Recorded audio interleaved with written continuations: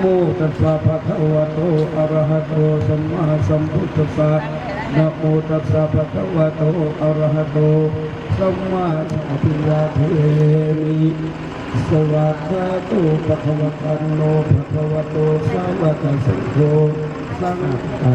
หันหน้าอาจารย์ที่ท้องเด้อท่านบริบทภะคะวะโตอะระหะโตสัมมาสัมพุทธัสสะว่าสาธุสาธุอุกาสะอุกาสะผู้อยู่ในเขตอาห้ามแห่งนี้ไม่มีหรือมีอาการและเจ้าบ้านภูมิวัดผาสุกาลามเมื่ออำเภอวารินชำราบและคณะกรรมการวัดสู่ผู้สู่คนพร้อมญาติสนิทมิตรสหาย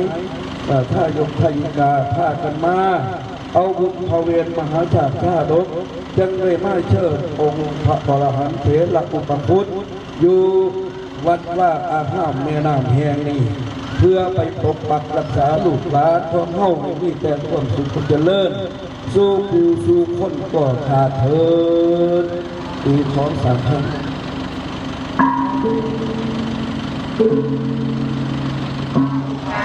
อุกาสะผูกขาทั้งหลายภายในมีผสมเป็นเขา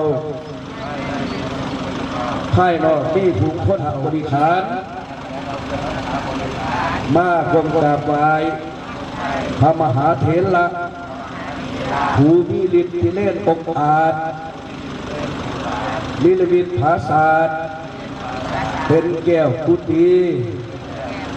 กลางหน้าที่แม่น้ำใหญ่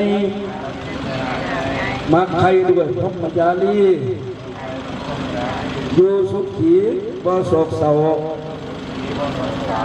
บัดนี้ผูกขาพระเจ้าทั้งหลายทั้งยิงใจหน่อยไงมักใครอยากฟังเทศเรื่องพระเวสสันดรบ่ให้พกในมือนี้มือหนึ่งในเขตอาห้ามบัดนี้สุขาทั้งหลายมาขออาราธนาอัญเชิญพระมหาเถระผู้เป็นสงฆ์ผู้มีฤทธิ์เดชมาจากแม่น้ำไปปราบผีม่านบ่ให้มาพานในมือสักเทศบ่ให้มาก่อเหตุในมือทำบุญเพื่อให้เป็นมงคลแก่ผู้ขาทั้งหลายทุกคนนะให้อยู่สุขสบายสาธุสาธุ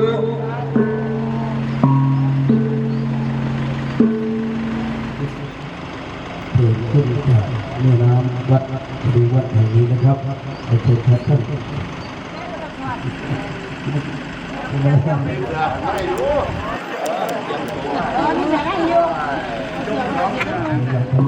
ขณะนี้นะครับท่านอดีตรองผู้ว่าราชการจังหวัดอุบลราชธานีท่านเกิดชัยดอกกำลังดำน้ำไปอัญเชิญ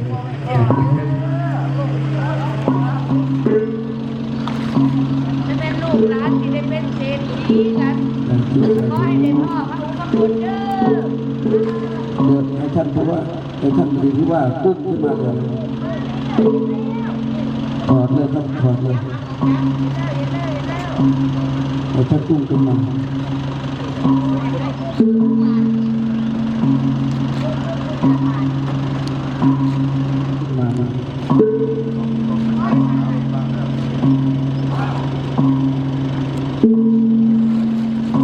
สาธุ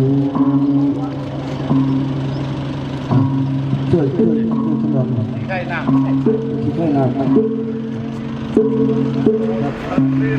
แล้วก็สักบาทนี้